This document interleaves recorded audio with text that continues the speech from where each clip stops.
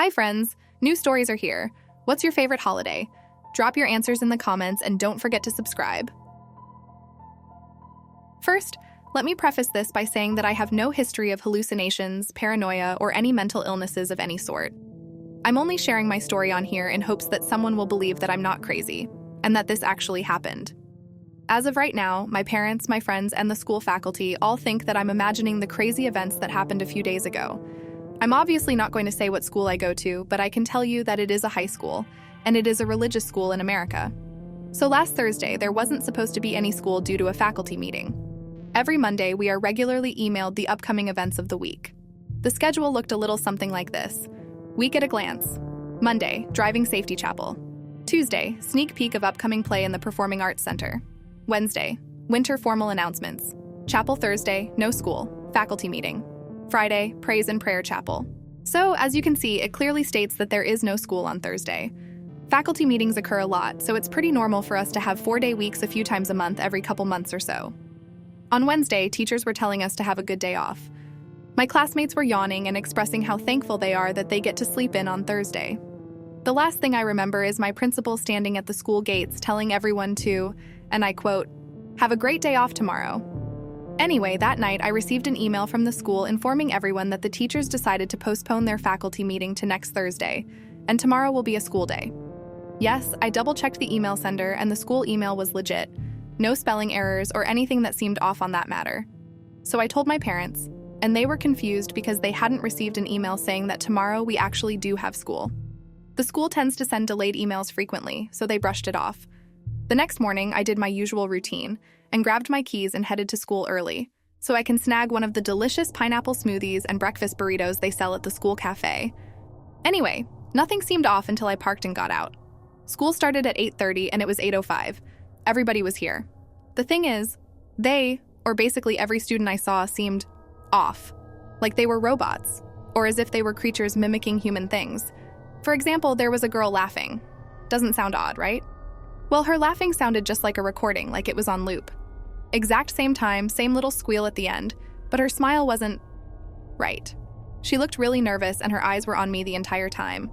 She kept laughing until I walked past her and then she stopped, as if she were only doing it for show. Then, there was my calculus classmate, Derek. Naturally, I headed over toward him to ask if he noticed everyone being weird. He had his usual chocolate chip muffin in his hand and his smoothie, but he wasn't eating or drinking it correctly. He seemed like he didn't want anyone to see him open his mouth wide to take a bite, so he kept nibbling at it. Occasionally, when he'd go to take a bite, he'd miss his mouth and hit his chin or cheeks, almost as if he was trying to figure out where his mouth is. I noticed sweat was pooling down the sides of his face. I suddenly realized that his muffin isn't a real muffin. It's one of those squishy toys. And his drink is plastic. They look like fake children's grocery store items. "Hey man, you okay?" I ask, putting a hand on his shoulder. The straw stabbed his chin 3 times before he shakily managed to put it in his mouth. After taking a sip, he looks up at me, staring directly past me, so as to not make any eye contact, and frowns deeply. Then suddenly, as if correcting himself, he smiles widely and says, "Yeah man, I'm nice." Nice? I've never heard him talk that way. He's constantly joking and turning everything into something funny. He always responds with a sarcastic response or greets me with an inside joke. "Are you sure? Hey listen, did you do the calc homework?" I ask. "Indeed," he barely whispers. "So, how's your little sister? Is she recovered from the flu?" I ask. He hesitates for a moment. "Yeah, she's all, good. I saw her this morning," he quickly responds. The panic sets in. Derek doesn't have a little sister. He's an only child. And the fact that he reassured me that he saw his own sister this morning, as if to make sure I believed him, was really weird. I slowly walk away and I hear him breathe heavily, as if he were holding his breath the entire time. Music plays instead of the bell. That's weird. It was classical music, and I guess they decided to switch things up. I arrived at English, and I took my usual seat in the back. Mrs. Warren stood silently in the front of the classroom, as if she were an awkward child at a talent show, standing in the middle, waiting for the intro music to start. "Welcome, class. Today we will be viewing a nice film the whole time," she says in her overly cheerful voice. I raise my hand. She just stares with that creepy smile. What about the essay that was assigned last week? Isn't it due today?" I ask. She grits her teeth and smiles harder. "Oh, that thing? No, it's canceled," she smiles. Now I really know something weird is going on. Without saying anything else, she puts on this creepy black and white film. It doesn't look old, though. A guy with a brown burlap sack around his head appears, sits in front of the camera, and slowly repeats the same phrases. Do you listen? Do you notice? Goodbye. The video is 10 minutes long. I was too terrified to excuse myself to the bathroom. My next class, chemistry, is the same weird shit. Apparently, we're watching videos in all of our classes today, and the teachers barely say more than a few basic sentences. Have a nice night, and welcome to class. None of my teachers have ever said that. Then I noticed it. The kid next to me was normal. As soon as the film started playing, he frantically looked around the room and looked as if he were about to shit himself. Hey, dude, are you normal? I whisper. He sharply turns around and looks at me wide-eyed. What is going on, man? He asks, running his fingers through his hair. I have no idea. I thought I was the only one who noticed, I said. Me too. Is there anyone else that you've seen that appears normal? He asks. No, just you so far, I say. He rubs his temples. My parents were saying that they never got a school email and shit, he said. Same here. I know this sounds crazy, man, but do you think this is all staged? I hesitate. His eyes widen, almost as if he's considering the possibility. He slowly nods his head. He leans in closer and whispers, You see that girl sitting across from us?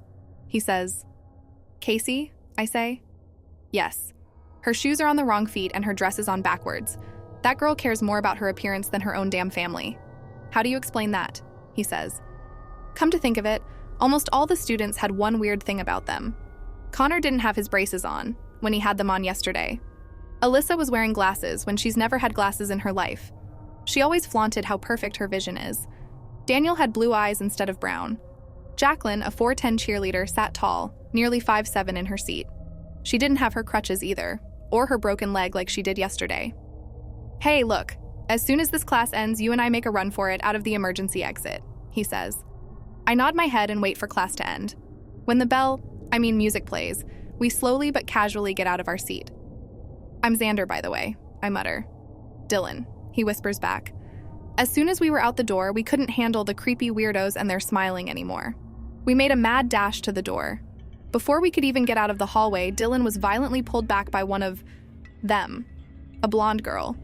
The girl craned her neck, which made a sickening cracking sound. She then brutally ripped a layer of flesh off his arm with her sharp fingernails and practically shredded the rest of his arm. He screamed as she dragged him back with the help of 2 other students. Every student in the hallway stood silently, smiling. Some were slowly clapping, bringing their hands together at odd angles. I suddenly snapped out of my shocked state and tried to run after him. Dude, get out of here, call the police, hurry! He practically screamed as he was dragged down the hallway. I run out the door and call the police. They didn't believe me at first and questioned if I was on drugs.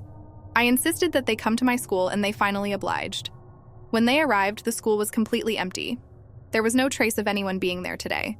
They searched the whole premises and no blood, no nothing. Not a single person, backpack, or binder to indicate that anyone had ever been there. They told me that playing a prank on the police and crying wolf would get me arrested. After they drove me home, I remembered something. No badges and no weapons were on them. Their shirts were inside out. They both repeated each other. They didn't even speak to my parents. My parents casually asked me why I was home from school so early. I told them I felt sick. They looked confused but went back to watching TV. I tried looking up a Dylan on all social media platforms and in the yearbook. I couldn't find him. I remembered then that my chemistry teacher emails everyone all at once, so I have the school emails of the 25 other kids in the class. No Dylan, not at all. Not in any of my classes. I honestly still don't know what is going on, but I went to school today and everyone seems back to normal. The teachers were all asking how our day off was and if we enjoyed our Thursday with no school. I refuse to believe that I imagined the whole thing. Want to know why? Because there's a long, thin, bloody streak leading from the hallway to the emergency exit, almost as if someone or something was dragged backwards. The school chalked it up to someone having a nosebleed. It looks nothing like a nosebleed. This Thursday is supposed to be our day off, according to the email saying that there wouldn't be school last Thursday. I don't know if I should show up for the shit show or stay home. There was a 15-year-old boy who attended a school in a small town in Ohio. Most of the other teenagers in his class regarded him with disdain and referred to him as the geek. The boy was painfully thin, wore large, thick glasses, spoke with a pronounced lisp, and had a bad case of acne. He wasn't particularly unpopular. He was just ignored by most of his classmates. Because the geek didn't have any friends, he spent most of his free time sitting alone in the classroom, listening to music or playing games on his smartphone. Being shy, quiet, and lacking in social skills made him a frequent target for bullying. There were 3 bullies in the school who constantly picked on the boy. They made the geek's life a living hell and showed him no mercy whatsoever. Every day, the bullies would find some new way to torture or humiliate the unfortunate wretch. It was as if they took great pleasure in seeing him suffer. One day, the geek went into the boy's bathroom alone. While he was washing his hands, the 3 bullies walked in. Bored and seeking entertainment, the trio decided that it was the perfect time to play a little game with the geek. They grabbed hold of him and dragged him into one of the cubicles. 2 of the bullies picked the boy up by the legs and shoved his head into the toilet bowl. The other bully began flushing the toilet. The poor geek was twisting and turning and flailing his hands, but the bullies just forced his head deeper into the toilet. The sounds of him spluttering and struggling to breathe made them laugh uncontrollably.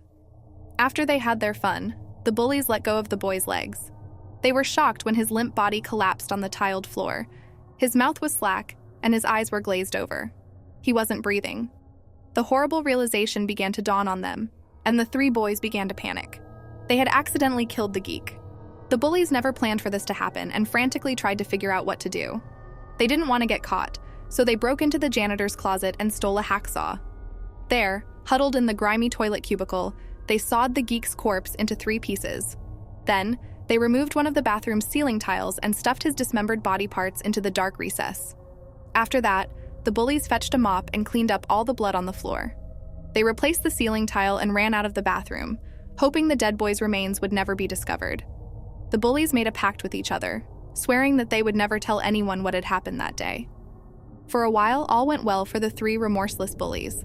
The geek's parents came to the school looking for him, and he was eventually reported to the police as a missing person. Everyone assumed he had been kidnapped on the way home. Nobody suspected that he had been murdered by his own classmates. One morning, the 3 bullies arrived for class and sat down at their desks. When the boys lifted the lids of their desks, they suddenly started screaming and ran out the door. Within seconds, the rest of the students were freaking out and fleeing the classroom as well. In one bully's desk, there was a pair of dismembered legs. Sitting in the second bully's desk was a decapitated torso. The third bully's desk held the geek's severed head. This gruesome discovery struck fear into every teacher and student in the school. The police were called in to investigate, and evidence led them directly to the 3 bullies. The boys were promptly arrested, prosecuted, and sent to prison. Today, they sit alone in their cells and endure constant bullying from the bigger, tougher, older prison inmates. The school is still open, but the bathroom where the boy died is now kept under lock and key. Nobody is allowed to go in there anymore because too many students had terrifying experiences when they went into the toilet alone. Some of them reported seeing bloodstains on the floor and the uneasy feeling that someone was watching them. Others have heard a boy screaming in the bathroom, even though it was completely empty. They say that if you look under the stall doors, you can see feet there, despite the fact that the cubicle is unoccupied. According to the legend, if you go into the boy's bathroom, stand at the sink, look into the mirror and say, "I know who killed you," you will catch a glimpse of the geek standing behind you.